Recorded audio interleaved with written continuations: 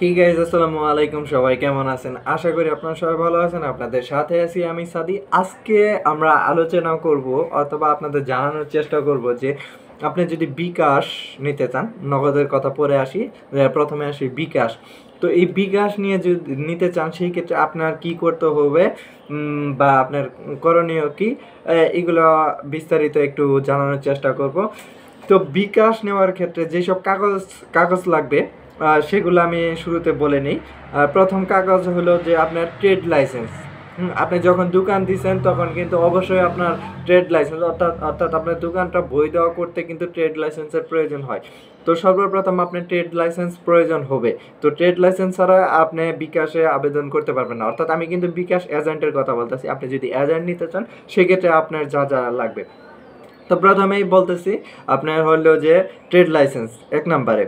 তারপরে 2 নাম্বার হলো আপনার ভোটার আইডি কার্ড। অর্থাৎ আপনার যদি আপনার নামে দোকান হয় সেই ক্ষেত্রে আপনার ভোটার আইডি কার্ড, অথবা আপনি যদি ধরেন যে আপনার দোকানটা আপনার আব্বুর নামে বা যার নামে হোক তার ভোটার আইডি কার্ডটার প্রয়োজন। অর্থাৎ প্রোপাইটার যে সে তার ভোটার আইডি কার্ডটা লাগবে।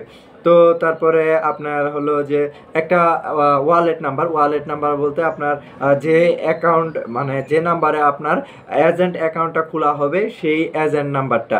তো আমি এজেন্ট নেওয়ার পর করণীয় কি সেটা নিয়ে আরেকটা ভিডিও বানাবো, তবে আজকে ওইটা নিয়ে বানাচ্ছি না।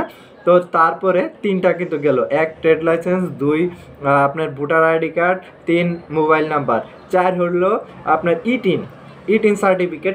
যদি এটা আগে চাইছে কিনা জানি না, কিন্তু এখন বর্তমানে ইটিনের যে সার্টিফিকেটটা আছে সেটা চাই। তো ইটিন সার্টিফিকেটটাও দিতে হবে। তো এই মূলত এই 4টা কাগজ আপনার trade licence, voter ID card, mobile number আর ইটিন সার্টিফিকেট অথবা ইটিনের কাগজ, যেটা ওই যে অনলাইনে আর কি খোলা হয়। তো এই 4টা কাগজ, আপনার 4টা কাগজ বলতে 3টা কাগজ আর মোবাইল নাম্বারটা ওইটা লাগবে। মোবাইল নাম্বারটা হতে হবে এমন যেখানে আপনার কোনো ধরনের পার্সোনাল যে বিকাশ অ্যাকাউন্ট, সেই পার্সোনাল বিকাশ অ্যাকাউন্ট যাতে না থাকে। হ্যাঁ, আর আরেকটা বিষয় হলো যে অনেকেই 2টা জিনিস একসাথে করে ফেলে। একটা হলো মার্চেন্ট আর একটা হলো এজেন্ট। এজেন্ট হলো আপনার যারা এই যে লেনদেন করবে, মানে এমনি ধরেন যে আপনাকে 1000 টাকা দিলে আপনি 1000 টাকা পাঠাবেন, বা আপনার ওইখান থেকে ক্যাশ আউট করবেন, আপনি টাকা দিবেন। তো এইটা হইলো মূলত এজেন্ট। আর মার্চেন্ট হইলো ধরেন যে আপনার দোকান, ধরেন যে ওষুধের দোকান বা বড় বড় কোনো যে দোকানই হোক, সেখানে আপনি যদি কোনো কাস্টমার পেমেন্ট করতে চাই সেই ক্ষেত্রে মার্চেন্ট, সেটা হইলো মার্চেন্ট অ্যাকাউন্ট। তো মার্চেন্ট অ্যাকাউন্টের মাধ্যমে মূলত বিজনেস যা ধরেন বিভিন্ন পেমেন্ট আর কি, যেটা পেমেন্ট বলে সেই পেমেন্ট আর কি, এইটাই হলো মার্চেন্ট অ্যাকাউন্ট। তো 2 অ্যাকাউন্ট কিন্তু 2টা।